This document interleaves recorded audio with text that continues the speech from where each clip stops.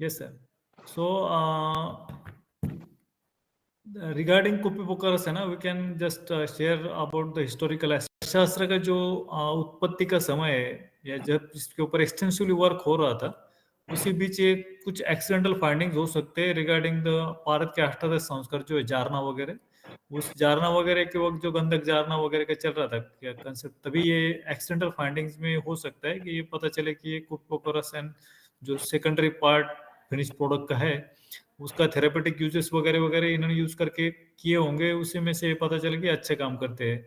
और ये जारना जो पहले जो हो रहा था गंधक जारना वो मूषा के अंदर होता था। जैसे different types of mushas are explained in the classical text. As per that, mushas, Andha musha and Runtak musha, etc., etc. Many types of mushas were there. And in that mushas, Gandhak Jarna for the Jaran Sanskar or otherwise to potentiate the mercury, etc., etc. For that purpose, Jarna was mentioned. So to prepare that Gandhak Jarna, many types of mushas were mentioned. So in that mushas, previously Gandhak Jarna, that is the concept of Kupi Pakwa can be prepared at that time.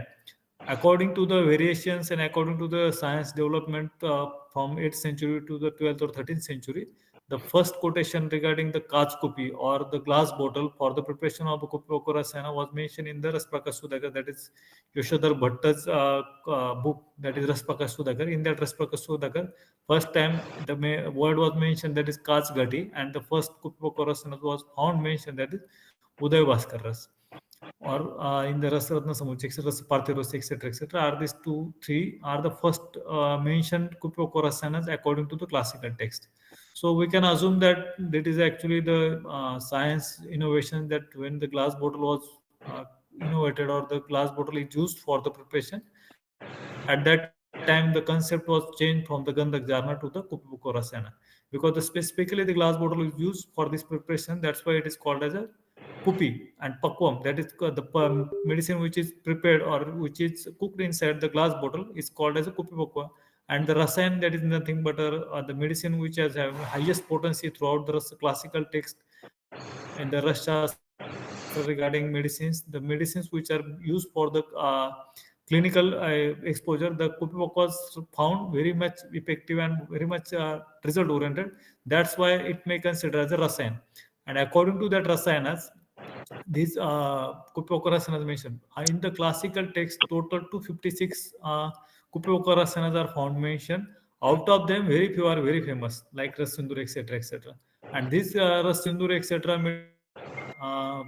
4 to 5 medicines are there only, which are quietly used in the clinical practice. But out of 256 medicines, only 4 to 5 we are using in the clinical practice, and many of us didn't know regarding other medicines which are not prescribed or not written or not known to the classical text. So the consideration regarding this Kupokorasana is different just because the preparation method, though it was mentioned in the classical text, but it is very hard to prepare these medicines.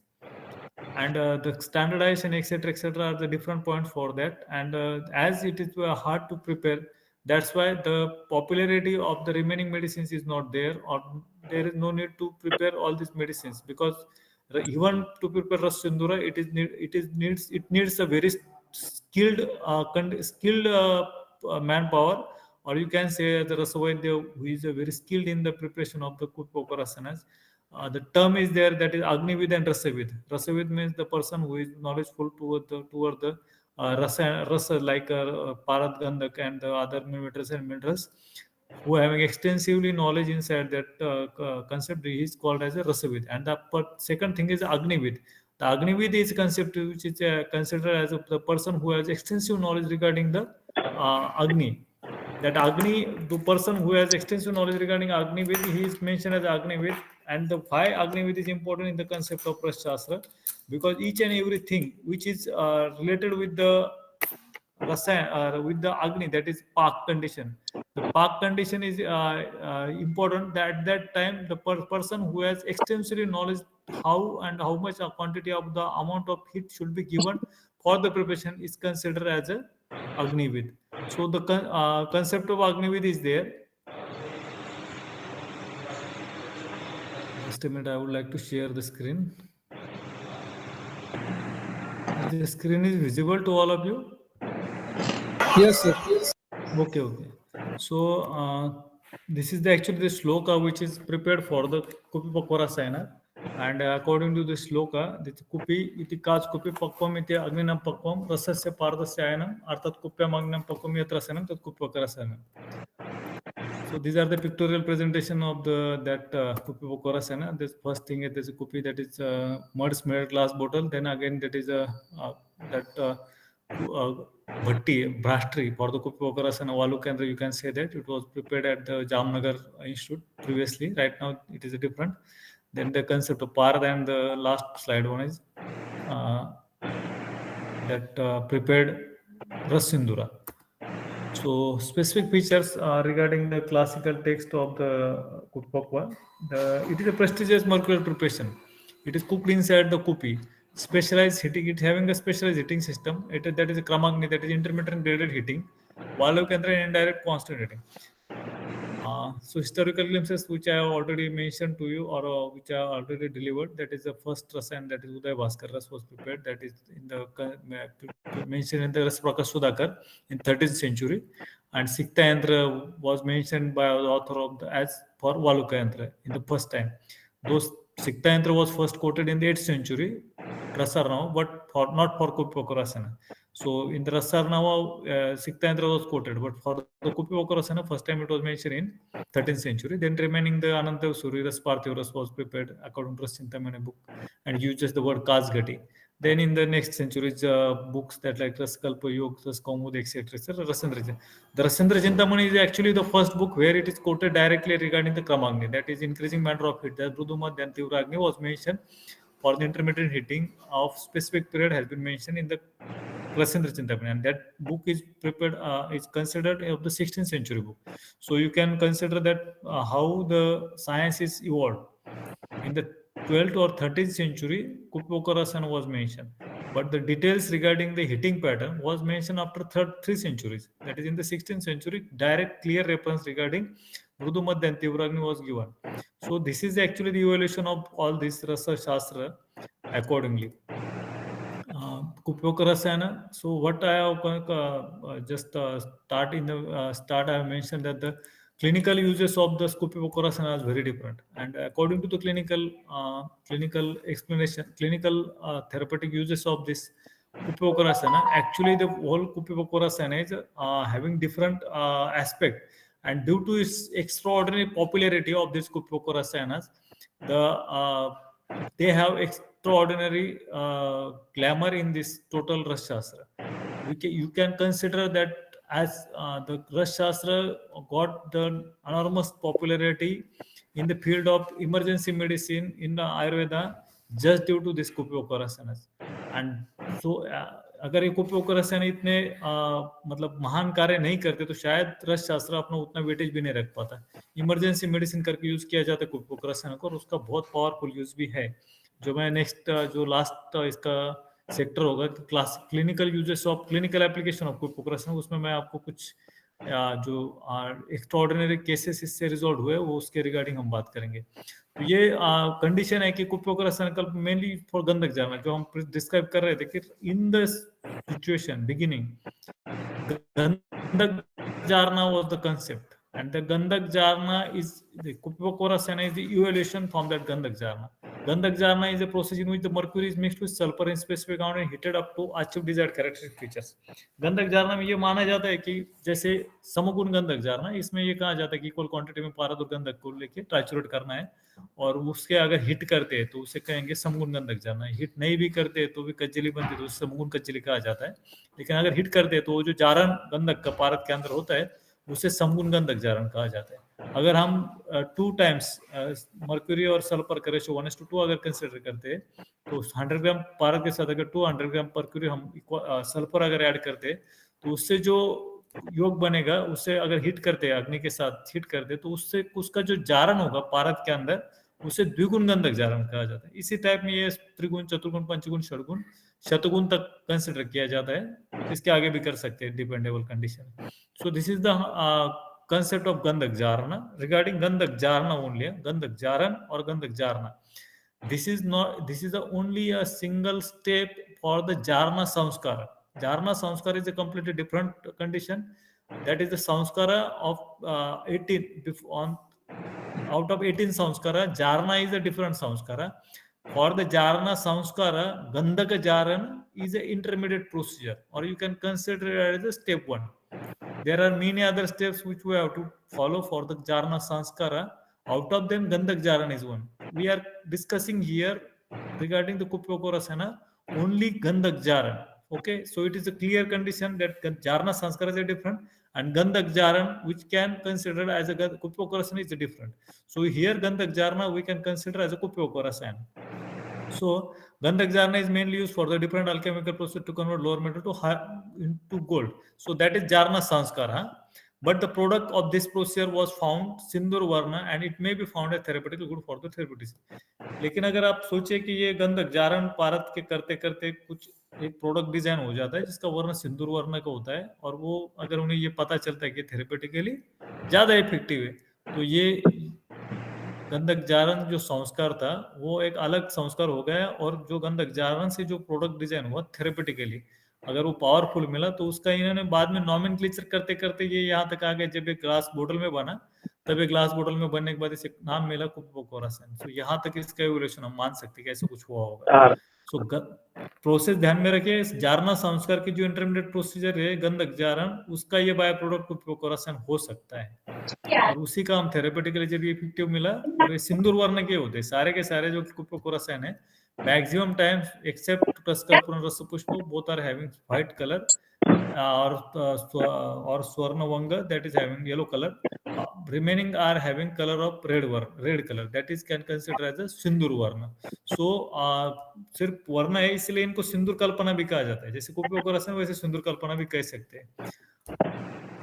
Then again आगे क्या हुआ कि जो भी may give popularity to the गंधक जारना and कुपोकोरासन in letter period. अगर ये एक बार बन गया, उसके बाद 2-4 कुपोको इन्होंने बना लिए, उसके बाद इनको पता चला कि इसके बहुत ज्यादा इफेक्ट आ रहे हैं, तो इन्होंने इसके जैसे बहुत सारे प्रोडक्ट डेवलप किए, और जैसे मैंने कहा कि टोटल क्लासिक्स में 250 कुपोकोरासन मिलते हैं। In the history of Indian alchemy first coated text of गंधक जारना वाज गिवन इन रसारना। अगर हम गंधक जारना के बारे में अगर हम ढूंढते हैं, तो जो लास्ट फर्स्ट किताब है जिसके अंदर ये लिखा गया वो रसारना है।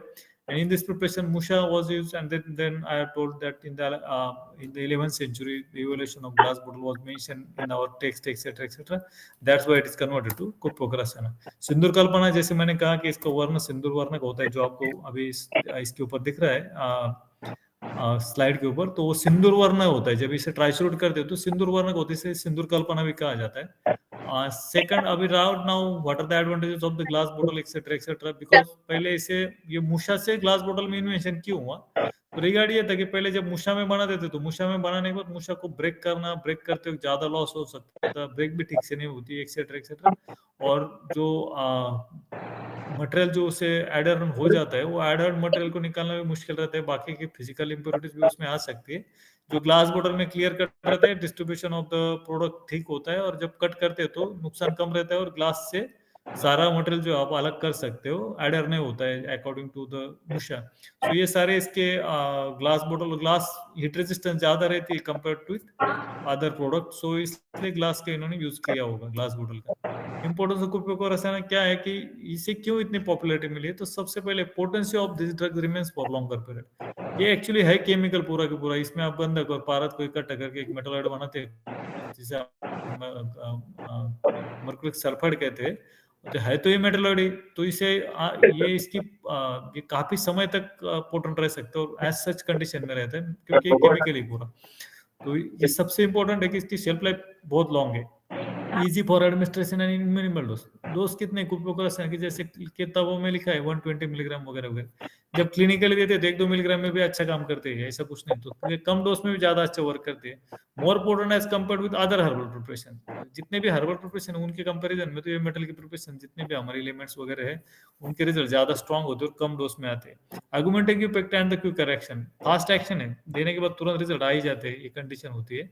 और आर्गुमेंटिंग इफेक्ट है, योग वाहित हुए साथ में बाकी सब ड्रग के भी काम करते हैं, किसी को नुकसान नहीं करते, दूसरों के काम अच्छे करते हैं, तो इसलिए कुपोकोरासन इंपॉर्टेंट माने गए। Chemical bond becomes stronger in following order, that is अगर ये रस औषधियां जितनी भी है, रस औषधियों के 4 हम ये मान सकते हैं। जो अभी जो कंसेप्ट रिगार्डिंग डोसेज और डोसेज फॉर्म जो है वो थोड़ा हम एक्सप्लेन करते हैं, लेकिन उसमें रस औषधि 4 टाइप के बताए गए हैं। इसमें पहला है खरले रसायन, दूसरा परपटी रसायन, तीसरा पोटले रसायन और चौथा कोपिपोका रसायन। ये 4 में हम डिवाइड कर सकते हैं रस औषधियों को। खरले रसायन में ये सारे आते हैं, कज्जिलिक, भस्मे वगैरह वगैरह सब आ जाते हैं। फिर परपटी में परपटी के कार परपटाकार बनता है, इसलिए परपटी माना जाता है। पोटली में पोटली के जैसे दिखता है, पोटली के शेप में इसे बना जाता है, इसलिए पोटली कहा जाता है। कुपिपोका रसायन कुपी के अंदर बनाते हैं, इसलिए कुपिपोका रसायन कहा जाता है। लेकिन परपटी और पोटली ये जो दोनों भी है, ये दोनों के दोनों डोसेज फॉर्म्स है, ये ध्यान में रखिए आप। परपटी और पोटली दोनों डोसेज फॉर्म्स है, that are not actually medicine. Actually medicine बनता है एक तो खरलिया होता है, एक तो कुपिपोका होता है। रिगार्ड ये है, खरलिया मतलब ये है कि भस्म जो भी बनाना है वो आपको खरल में बनाना है, तो भस्म एक मेडिसिन है। और ये 2-3 भस्म इकट्ठे करके जब आप किसी पोटली बनाते हो सल्फर और मर्क्यूरी के साथ, तो ये पोटली बन जाती है। तो लेकिन उसे आपको सिर्फ ऐसे देने का तरीका अलग है, जैसे टैबलेट होती है ना, तो इम्पोर्टेंट तो चूर्ण ही है, क्योंकि चूर्ण से टैबलेट बनती है और आप टैबलेट खा लेते हो, इसलिए उसे टैबलेट को डोसेज फॉर्म कहा जाता है। लेकिन इम्पोर्टेंट चूर्ण है, वही चूर्ण अगर 3-4 है उसकी जिसकी टैबलेट बनती है। वैसे यहाँ पे खरले रसायन इम्पोर्टेंट है, जो भस्में होगी उन भस्मों को अगर आप परपटा कर देते तो परपटी बनेगी, तो डोसेज फॉर्म है, और पोटली बनाओगे तो पोटली बनती है। और जो कुपिपोका रसायन है, कुपिपोका रसायन के अंदर प्रोडक्ट डिजाइन होता है, मेडिसिन बनता है। ये कोई ये नहीं, मतलब ये कोई शेप के वगैरह हिसाब से डोसेज फॉर्म नहीं, यहाँ पे मेडिसिन बनेगा और ये मेडिसिन नया इवॉल्व होगा। उसे आप पोटली भी बना सकते हो, उसके आप परपटी भी बना सकते हो, उसका आप खरले रसायन भी बना सकते हो। सो इसके डोसेज फॉर्म अलग हो सकती है, लेकिन डोज जो मेडिसिन है वो दो ही, एक तो खरले है, तो कुपिपोका है। और परपटी और पोटली डोसेज फॉर्म से, क्योंकि इसमें आप उसका डोज फिक्स कर सकते हो। और पोटली बनाने का लॉजिक इतना है कि जो मैं कह रहा हूँ कि 1-2 मिलीग्राम का जो डोज देना है आपको, वो आप कैसे आपका, तब तो तोलने के लिए कुछ इतना माइन्यूट कुछ था नहीं, अभी भी नहीं है उतना। लेकिन अगर आपको दो देना ही है तो 1 मिलीग्राम 2 मिलीग्राम अगर पोटली को घिसा के देने से उतना 1-2 मिलीग्राम का डोज आ जाता है। तो इसलिए ये पोटली का डोसेज फॉर्म के रिगार्ड में ज्यादा उपयोग है। अभी सबसे पहले आप एक बात समझ लीजिए कि हम क्या करते क्या है। ये कुपिपोका रसायन जो है ना, इसमें हो क्या रहा है, क्लियर है। यहाँ पे 2 केमिकल से, 2 मेटल से, 2 मिनरल से, उसमें भी जो सबसे पॉपुलर है उसमें गंधक और पारद है। और गंधक और पारद ही क्यों है, क्योंकि गंधक और पारद की सबसे ज्यादा केमिकल एफिनिटी एक दूसरे के बीच में। गोल्ड और मर्क्यूरी के बाद सबसे अगर ज्यादा एफिनिटी है तो वो मर्क्यूरी और सल्फर की है। तो दोनों को हमें करना क्या है, दोनों को मिक्स करना है। मिक्स करने के बाद उसे हिट करना है। और हिट, ये मैं सीक्वेंस इसलिए बता रहा हूँ क्योंकि उसके हिसाब से हम टाइप्स को सोच सकते हैं, टाइप्स क्यों बने। मेटल दो अगर हम इसमें यूज कर रहे हैं, एक सल्फर है जिसको हम शुद्ध करके यूज करते हैं, दूसरा पारद है जिसे शुद्ध करके यूज करते हैं। दोनों को मिक्स करना है, ट्राइचुरेट करना है और होमोजेनियस पाउडर फॉर्म में कन्वर्ट करना है।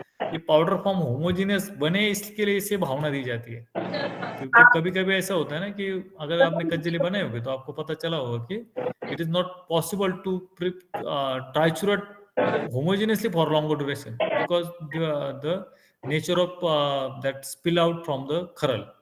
तो जितना हो सके उतना तो हम ट्राइचुरेट करते हैं, लेकिन तब तक वो फाइन हो जाती है और फिर कज्जली वहां से उड़ने लगती है।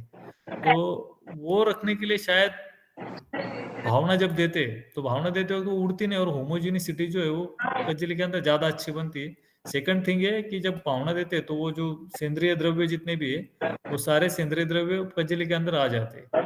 तो ये सेंद्रिय द्रव्य जो भी है, जैसे कुमारी सोरस है तो कुमारी सोरस की जब भावना देते हैं तो कुमारी सोरस का भी उसमें पोटेंशिएशन हो जाता है और होमोजेनिसिटी ऑफ कज्जली भी अच्छी हो जाती है, ताकि ट्रांचुरेशन अच्छा होकर मिक्स अच्छा होता है। ये होमोजेनियस जो मटेरियल बनता है इसे बाद में हमें हिट करना है। इन ये आप हिट का ही भी कर सकते हैं, जैसे मैंने पहले बताया कि उसे मूषा में भी किया जाता था, उसमें भी प्रोडक्ट बनता था, लेकिन ग्लास बोतल बेस्ट है यूज करने के लिए, इसलिए उन्होंने ग्लास बोतल का इनोवेशन किया। ग्लास बोतल के अंदर आपको प्रोडक्ट रखना है और उसे हिट करना है।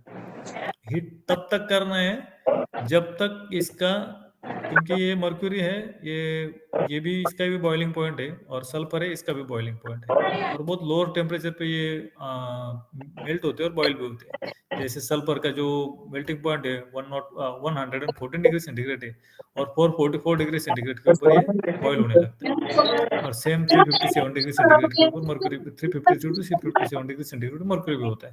सो दोनों का भी है, तो इसे स्टेबल कंपाउंड बनाया जाता है ताकि सल्फर उड़ने के बाद जो बचा हुआ प्रोडक्ट जो है जले बॉयल करेंगे हम तो ये बर्न हो जाएगा।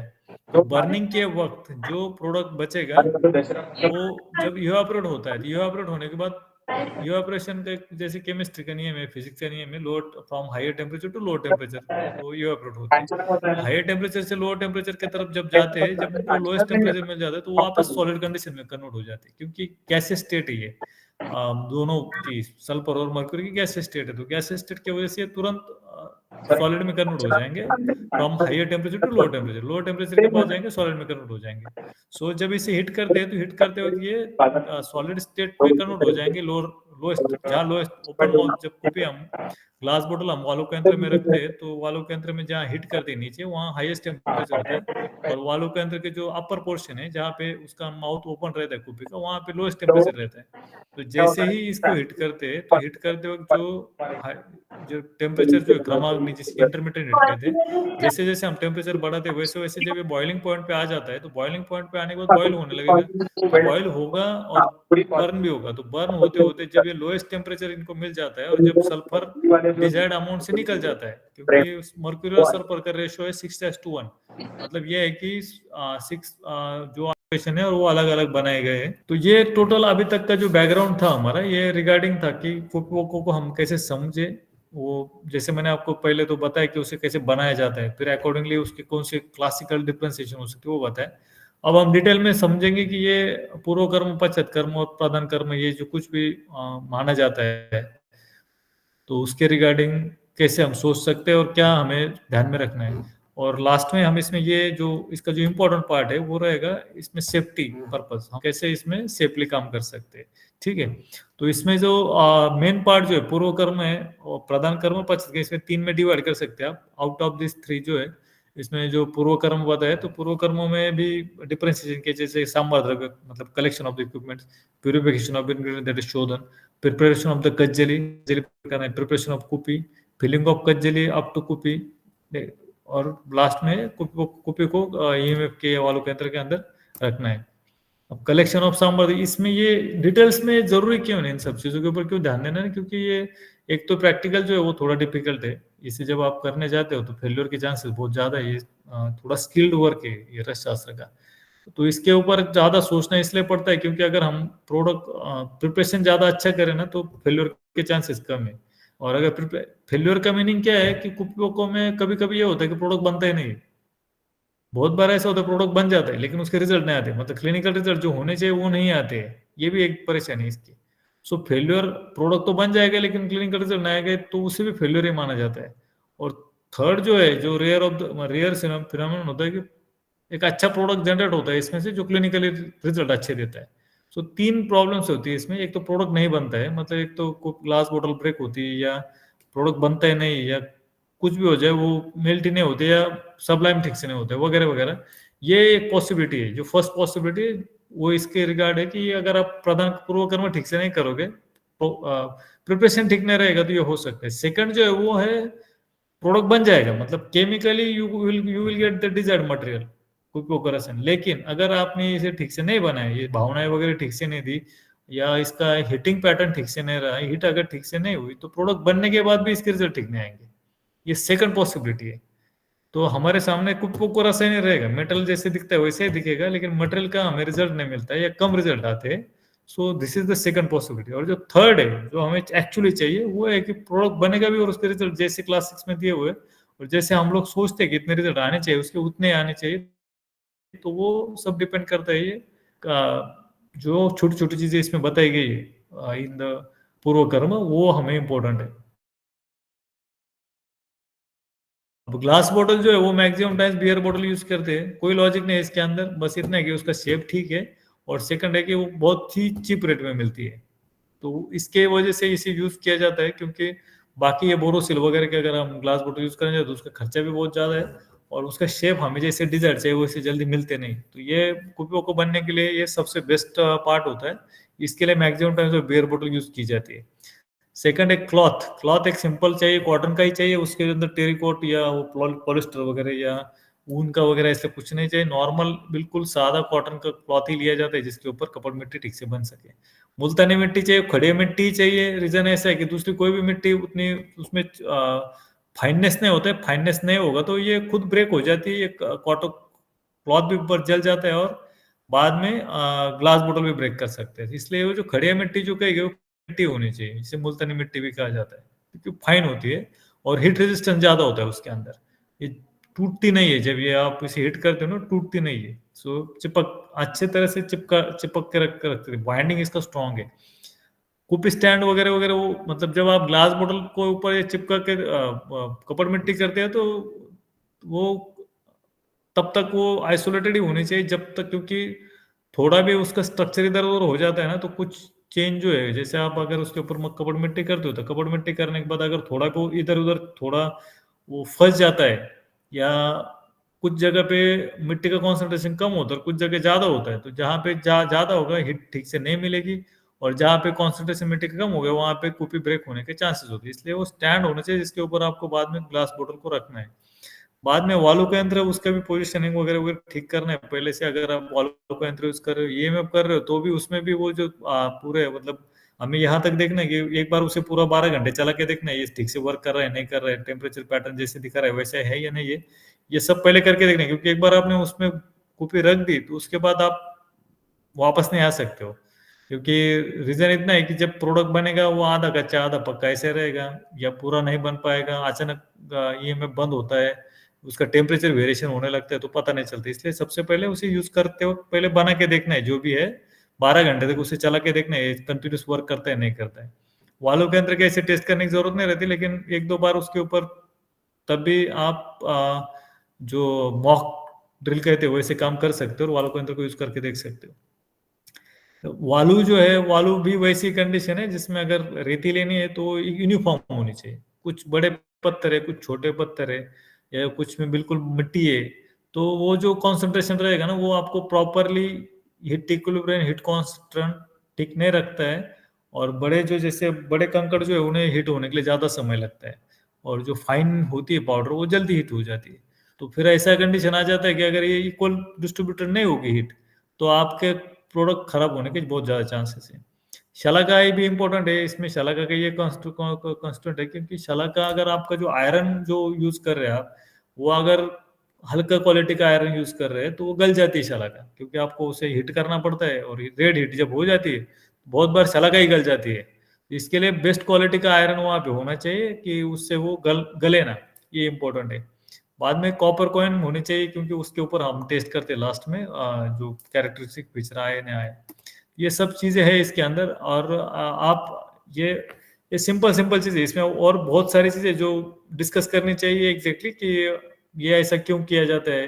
जो जैसे कॉटन का जो कपड़ा है वो कितना मोटा चाहिए, कितना छोटा चाहिए, पतला चाहिए, उसका वो कॉटन का ही क्यों चाहिए, ये सब चीजें जो है वो इम्पोर्टेंट है। क्योंकि अगर आप पॉलिस्टर या टेरिकॉट उसमें यूज करते हो तो उसका रीजन ये है कि वो जल जाता है वो, या इतना हार्ड मटेरियल बन जाता है कि वो टूट भी जाता है। सो कॉटन के अंदर जब आप पारद और गंधक को शोधन करते हैं, अगर आपने गंधक का शोधन किया गोदुग्ध में या गोघृत और गोदुग्ध में, तो इसमें ये होता है कि बहुत बार ये होता है कि गोदुग्ध से जब आप शोधन करते हो गंधक का, तो गंधक के अंदर वो गोदुग्ध वैसे चिपका रहता है, फैट मटेरियल जो है वैसे बना रहता है।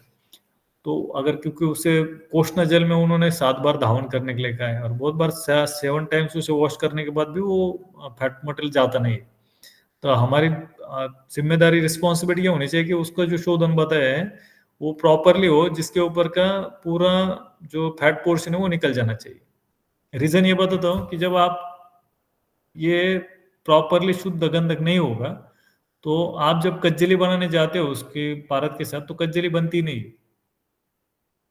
और बनती नहीं कज्जली तो ये ऑलरेडी जो होमोजीनियसिटी हमें चाहिए वो होती नहीं, और उसी कज्जली को हम भावना भी देते हैं ताकि और होमोजीनियस हो जाए ये सोचते हैं हम, लेकिन जबकि ये बॉन्ड बना ही नहीं। कज्जली पारद और गंधक का बॉन्ड बनेगा तभी जब इसके बीच में तीसरा मटेरियल नहीं होगा। तो लेकिन एक फैट जब रहेगा तो दोनों को फिक्स बॉन्डिंग होने नहीं देगा, तो बॉन्ड नहीं बनेगा तो उसकी कल भावना देखे भी कुछ फर्क नहीं होता है। और जब ये सेपरेटेड मटेरियल जब हम इसमें यूज करते हैं, कुकपको में यूज करते हैं हिट करने के लिए, तो प्रॉब्लम ये होती है कि वो उसका तो वो मतलब जो डेफिनेट अमाउंट में जो पारदुर्गंधक होने चाहिए सब्लिमेशन के, वो नहीं होते और प्रोडक्ट खराब हो जाता है। इसके लिए छोटी छोटी जो चीजें बताए ना कि शोधन कैसे होना चाहिए, क्या होना चाहिए, वो वैसे होना चाहिए जैसे बताया हुआ है। और कैरेक्टरिस्टिक फीचर जो है, जो बताया गया है कि ये शुद्ध है, इसके कुछ लक्षण है। क्योंकि हम ये सोचते कि क्या ऐसे भी तो जला नहीं है, तो कुको में क्या फर्क पड़ता है, कैसे भी डाल दें जल जाएगा। ऐसा नहीं होता है, वो प्रोडक्ट बनने नहीं देता है। इसलिए इसके ऊपर हमें ज्यादा सोचना है कि how to prepare a best quality medicine, and regard it we need to do the purification we have to adapt the purification method as per the classical texts which are mentioned for that specific preparation. So then the preparation of kajali, ये same condition है कि ingredients should be taken as per their reference. Trituration should be done without any liquid or following characters should be observed. हमें तब तक liquid इसमें add नहीं करना है, ये भावना द्रव्य इसमें ऐड नहीं करना है जब तक ये शुष्क लक्षण, ये जब फाइननेस जब तक नहीं आती है, कज्जला जब तक ये ब्लैक कलर का नहीं होता है जो बताया गया है, निश्चंद्रत्व जब तक इसमें नहीं आता है, तब तक आपको इसमें कुछ भी ऐड नहीं करना है ऊपर से, भावना द्रव्य वगैरह नहीं ऐड करने। कज्जली अच्छी बने तो ही ऐड कीजिए। अगर एक कज्जली अच्छे बनने के बाद अगर आप इसमें भावना द्रव्य ऐड करते हैं तो होमोजीनियस रहेगा। इसमें कुछ एक्सेप्शन है जैसे रस कर्पूर वगैरह, इसमें कृष्ण वर्णता वगैरह कुछ नहीं आएगी, ये सारे लक्षण नहीं मिलेंगे आपको। सो कहना इतना है कि इसको आपको कज्जली बनाने तो प्रॉपर ही बननी चाहिए और उसके बाद भावना देनी है। भावना इसमें जो बताया गया इट इज प्रोसेस जनरल है, इसमें ग्राइंड ही करना है और होमोजेनिसिटी बढ़ेगी इसकी। लेकिन रस तरंगने में इन्होंने बताया कि भावना के लिए कितना भावना द्रव्य यूज करना है, तो it should be taken in the quantity only the wet powder of the drug, कितना यूज करना है। बहुत जगह पे ये कंफ्यूजन है कि भावना द्रव्य कितना लेना है, कुछ लोग कहते हैं 1/4 लेना है, कुछ लोग कहते हैं 1/2 कहते हैं वगैरह वगैरह एक्सेट्रा। लेकिन रस तरंग में क्लियरली कहा गया है कि वो कीचड़ जैसा बने, ये वेट का मतलब है कीचड़ जैसा बने, पंकवत। तो पंकवत बनेगा मटेरियल जो कज्जली है, वो इतना ही भावना द्रव्य देना है और उसे घोटना है। जब हम पंकवत देते, पंकवत के कज्जली जब बनाते हैं और जब उसे घोटने लगते तो मिनिमम एक 3 आवर्स अगर कंटिन्यूस आप इसे ट्राइचुरेट करते हो तो 3 घंटे में एक भावना कंप्लीट हो जाती है। एक्चुअली एक विथ एक्सपीरियंस बता रहा हूँ कि 3 घंटे के बाद मैक्सिमम टाइम्स कज्जली कंप्लीट हो जाती है, भावना कंप्लीट हो जाती है, ड्राई हो जाती है। लेकिन उतना ही लेना है जितने में इसे ये पंकवत बने, उतना ही इसमें वाटर कंटेंट या भावना द्रव्य ऐड करना है। ये कुपी है जैसे अभी इसमें दिखाया हुआ है, ये ओल्ड फोटोग्राफ से, तो इसके अंदर उसके ऊपर ऑलरेडी कपड़ मिट्टी की हुई है। इसका रीजन इतना है कि अगर ये ग्लास बोतल है, इसे आप अगर डायरेक्ट हीट में रख देते हो तो कभी कभी ब्रेक होने के चांसेस है। कभी कभी ग्लास बोतल पिघल जाती है अंदर ही, इतनी हीट हो जाती है, फूटने की जगह पिघल जाती है, उससे भी लॉस होता है। अगर ओपन ग्लास बोतल, ये हमने सब करके देखा है, अगर ग्लास बोतल डायरेक्ट भी रख देते तो क्या क्या हो सकता है, वो सब देखा है, तो उसमें पता चला कि वो पिघल जाती है अंदर ही, उसका शेप ही अलग हो जाता है और प्रोडक्ट बनता ही नहीं बहुत बार। अगर कभी कभी ये ब्रेक भी हो जाती है directly due to sudden heat. तो इसके लिए कपड़ मिट्टी इसलिए बताई गई कि ताकि